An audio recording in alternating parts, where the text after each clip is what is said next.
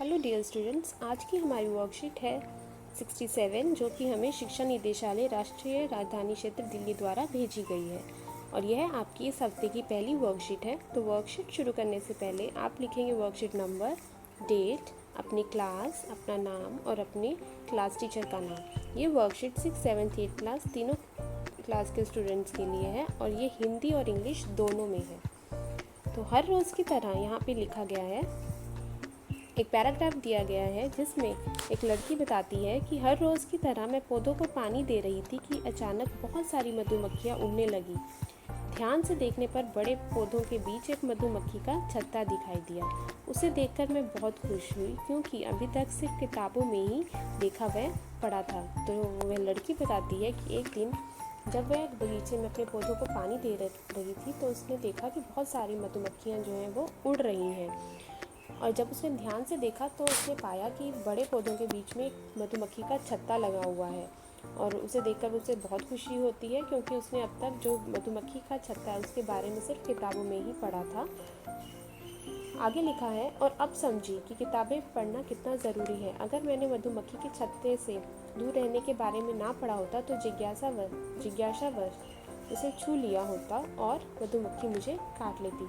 तो वो आगे कहती है कि अगर उसने किताबों में इसके बारे में ना पढ़ा होता, ये ना पढ़ा होता कि मधुमक्खी के छत्ते को छूने से मधुमक्खी काट सकती है, तो आज वो उसको छू लेती और इससे क्या होता, उसको मधुमक्खियाँ काट जाती।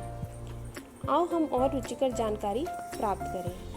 तो अब हम इसमें यहाँ पर आपको देखिए 2 पिक्चर्स भी दिखाई गई हैं मधुमक्खी के छत्ते की, और अब हम इसकी जानकारी प्राप्त करेंगे बाय डूइंग क्वेश्चन आंसर्स। तो पहले हमारा प्रश्न है, मधुमक्खी के छत्ते के प्रकोष्ठों का आकार कैसा है। प्रकोष्ठों का मतलब होता है ये जो यहाँ पे बॉक्सेस बने हुए हैं, इनका आकार कैसा है।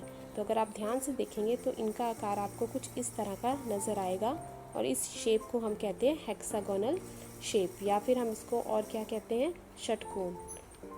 तो मधुमक्खी के छत्ते का आकार षटकोण होता है और इसकी षटकोण हम इसको क्यों कह रहे हैं, क्योंकि इसकी 6 साइड्स हैं। देखिए 1 2 3 4 5 6। तो आप यहाँ पे लिखेंगे कि मधुमक्खी के छत्ते का आकार जो है वो है हेक्सागोनल।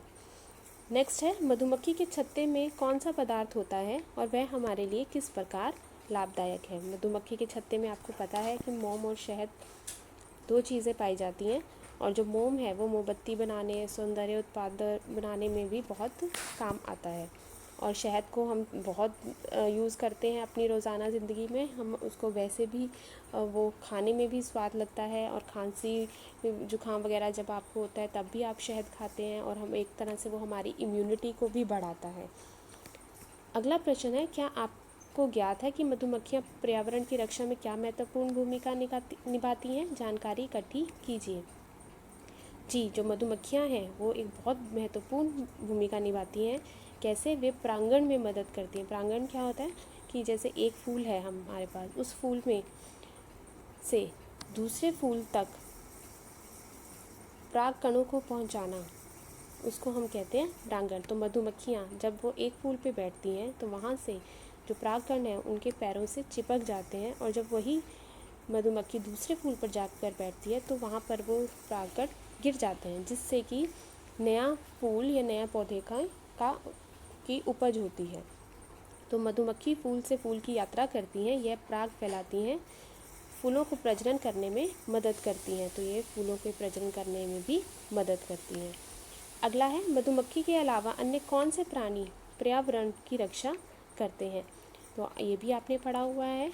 सब केंचुए जो है वो हमारी मिट्टी में प्रेजेंट होते हैं और मिट्टी की उर्वरता बढ़ाते हैं, उसकी फर्टिलिटी को बढ़ाते हैं, जिससे हमारी फसल बहुत अच्छी हो पाती है। और गीद और हाइना जो है ये मरे हुए जानवरों को खा जाते हैं, जिससे जो हमारा इन्वायरमेंट है, जो हमारी सराउंडिंग्स हैं, जो हमारा पर्यावरण है वो साफ़ रहता है। नहीं तो क्या होगा कि जो ये मरे हुए जीव हैं वो ज़मीन पर ही पड़े रहेंगे और इससे बहुत सारी बीमारियां फैलेंगी।